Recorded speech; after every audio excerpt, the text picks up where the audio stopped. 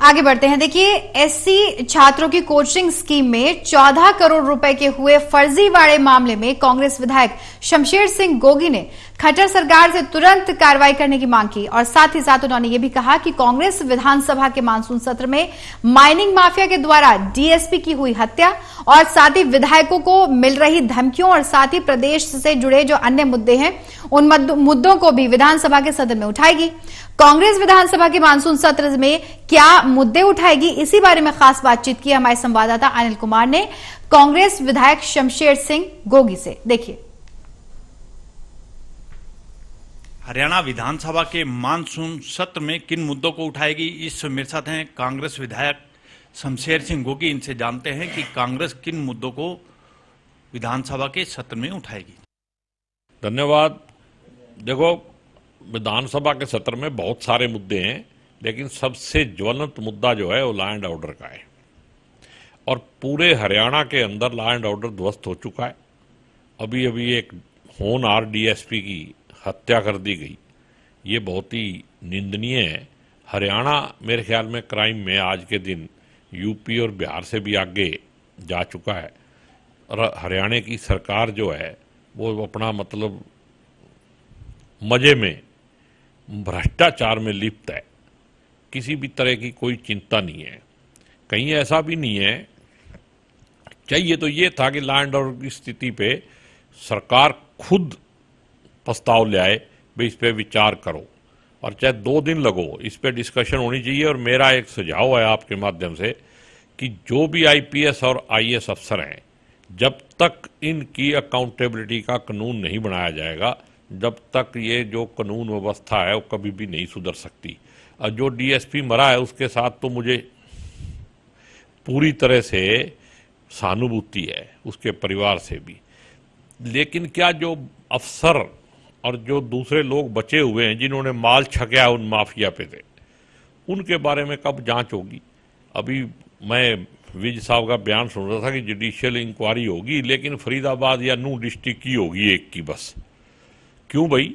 सारे हरियाणा में भ्रष्टाचार हो रहा है, सारे हरियाणा में माइनिंग के नाम पे भ्रष्टाचार हो रहा है, तो वहां क्यों नहीं? करनाल में ही आप जाके देखो कितनी माइनिंग का कितना बड़ा रौला है। सबसे पहले 2 साल पहले मैंने उठाया था मुद्दा विधानसभा में, आज तक एक एफआईआर करके छोड़ दियो, खड्डा वहीं का वहीं है। आप जाके देखो 40 फुट खड्डा होगा वो। गोगी जी, जो विधायकों को धमकियां मिल रही हैं और जिस तरह अभी आपने बताया है कि एक विधायक ने तो इस्तीफा तक दे दिया था, क्या ये मुद्दा भी विधानसभा के सत्र में उठेगा? देखो, विधायकों का तो मजाक बन गया। अगर जनप्रतिनिधि ही सुरक्षित नहीं है तो जनता का आम आदमी क्या सोचेगा? मैं वही कह रहा हूं ना। अब इस मुद्दे के नीचे महंगाई का मुद्दा है, बेरोजगारी का मुद्दा है, बहुत सारे मतलब मुद्दे हैं जो दब के रह जाएंगे, लेकिन इस मुद्दे पे डिस्कशन होनी जरूरी है। जब एक विधायक ही सुरक्षित नहीं है तो जनता सुरक्षित कैसे होगी? जनता का विश्वास इस सरकार के सिस्टम से उठ चुका है और वो विश्वास पैदा करना बहुत जरूरी है। रोज की रोज कहीं पे आज वहाँ गुंडे पकड़ लिए, ये नकली इनकाउंटर कर करके लोगों को गुमराह करना कि पुलिस ने ये कर दिया वो कर दिया, सबको सब पता है। हेरा फेरी करके आप जनता का विश्वास नहीं जीत सकते। जो कुछ करना है स्पष्ट करो, ईमानदारी से करो। अगर किसी खास धर्म, खास समुदाय का, खास जाति का आदमी मिल जाए तो उसके साथ कुछ कानून का और व्यवहार है और दूसरों के साथ कुछ और व्यवहार है, तो जब इस तरह का सिस्टम होगा तो लॉ एंड ऑर्डर कभी भी अच्छा नहीं रह सकता। मेरे को तो लगता है कि ये जो बीजेपी की सरकार है और जो इनकी सोच है ना राष्ट्रवादी, उसी में कहीं ना कहीं खोट है, गड़बड़ वही है। इसकी भी जांच होनी चाहिए सुप्रीम कोर्ट के जज के अधीन। गोगी जी, एक 14 करोड़ रुपए का सरकार ने फर्जीवाड़ा का खुलासा किया है, इसको आप कैसे देखते हो? देखो, जब से ये सरकार बनी है ऐसे ऐसे तो मेरे ख्याल में 20 घपले हो चुके हैं। कितने ही खुलासे हो जाएगा, आपको कहीं एक्शन नहीं मिलेगा। ये 8 एफआईआर दर्ज हैं, अगर कहीं कोई एक्शन हो गया तो आप मेरे को पकड़ लेना। शराब घोटाला तो कोरोना के बीच में हुआ था, जब सरकारी आदमी के अलावा कोई सड़क पे नहीं जा सकता था। उसका कुछ हुआ? उसमें तो पूछने की जरूरत नहीं भी इसमें कौन शामिल है, सिर्फ सरकार ही शामिल थी। रजिस्ट्री घोटाला हुआ, करनाल में तो रोज ही घोटाले होते हैं। करनाल तो आजकल मतलब इंटरनेशनल हब ऑफ करप्शन है, और वहाँ पे मतलब क्या मुख्यमंत्री जी को मालूम नहीं है?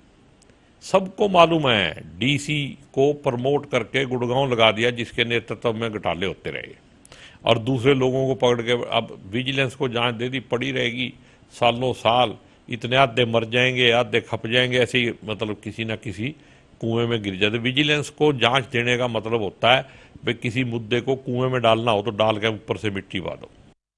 गोगी जी, आपकी क्या मांग है जिस तरह से आपके सामने ये फर्जीवाड़ा आया है? देखो, मेरी तो ये मांग है, मैंने कहा ना, भी जो भी अकाउंटेबल है इसके लिए वो तय होना चाहिए, उस पर कार्रवाई ही नहीं होनी चाहिए, तुरंत कार्रवाई होनी चाहिए, तुरंत। ये नहीं है भाई आप उसको मतलब लटकाते रहो भी जब तक हमारी सरकार है, हमारे आदमी है। अभी फार्मेसी का घपला हुआ, HPSC का घपला हुआ, पिछले सेशन में बात उठी थी, आज 6 महीने हो गए, आज तक तो कोई रिपोर्ट मैंने सुनी नहीं, और ना आनी है रिपोर्ट। उसका कारण है क्योंकि उसमें सत्ताधारी पक्ष के लोग शामिल हैं, और जब वो शामिल हैं तो फिर उनके खिलाफ तो एक्शन हो नहीं सकता, क्योंकि वो तो राष्ट्रवादी है, उनका तो मतलब देश से ऊपर है, वो उनकी सोच ही खराब है। ये थे मेरे साथ कांग्रेस विधायक शमशेर सिंह गोगी। इन्होंने कहा कि मानसून के सत्र में कांग्रेस लॉ एंड ऑर्डर का मुद्दा उठाएगी। Anil Kumar, total news, Chandigarh.